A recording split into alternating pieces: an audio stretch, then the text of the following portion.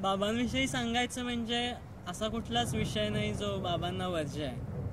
म्हणजे physics, chemistry, microbiology, अगदी गणित हे तर बाबांचेच विषय आहेत असं मी म्हणेन.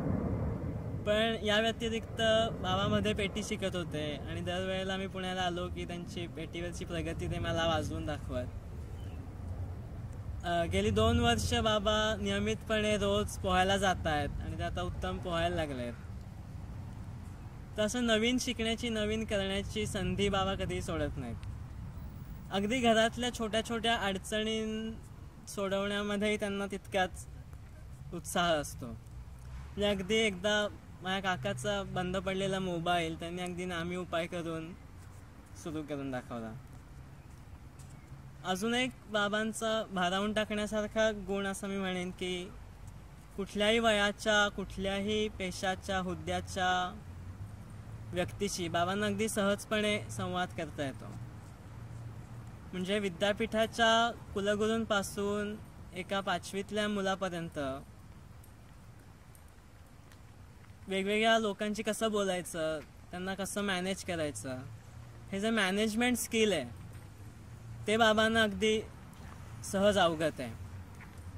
आणि याचा डिपार्टमेंटमधल्या लोकांनी अगदी जवळून अनुभव घेतला असेल बाबा HOD असताना. तर हीच त्यांची अशी गोष्ट सांगण्यासारखं एक आठवण सांगतो की पुण्याहून एअरपोर्टला जाण्यासाठी मला, आनंद आणि असिलताला आम्ही गाडी बुक केली होती. तर गाडीची वेळ झाली, ड्रायव्हरचा पत्ता नाही. अर्धा तास झाला, आम्ही फोन केला, ड्रायव्हर म्हणतो 10 मिनिटात येतो. अर्धा तास झाला, परत फोन केला, ड्रायव्हरचं परत तेच उत्तर, संगम सोसायटी ना आलोच, 10 मिनिटाच्या अंतरावर. असं 10 मिनिटं करता करता 1.5 तास झाला आणि आता आमची फ्लाईट चुकते का काय अशी आम्हाला भीती वाटायला लागली.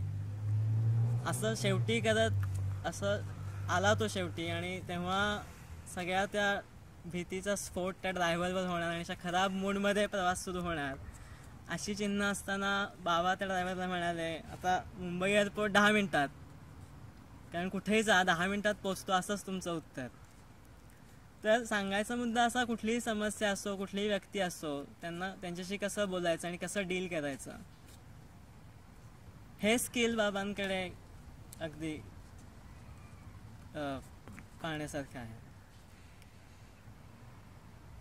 आणि अशी शब्दांवर कोटी करून विनोद करण्याची बाबांची सवय तर विद्यार्थ्यांना अगदी परिचयाची असेल.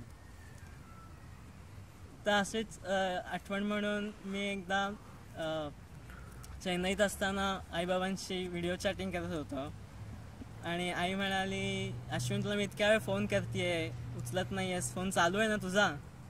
तो बाबा तिकडनं पटकन म्हणतात, अश्विनचा फोन चालू आहे पण अश्विनही चालू आहे. तर अशीच शब्दांवर कोटी करून मी म्हणेन की निवृत्त होण्याची काही बाबांची वृत्ती नाही. त्यामुळे डिपार्टमेंट सोडल्यानंतर काय करायचं याचे सगळे बेत बाबांच्या मनात रंगतच असतील, अजून नवीनही तयार होत असतील. तर त्याकरता बाबांना खूप शुभेच्छा आणि हा तुम्ही कार्यक्रम आयोजित केलात त्याबद्दल तुम्हालाही धन्यवाद.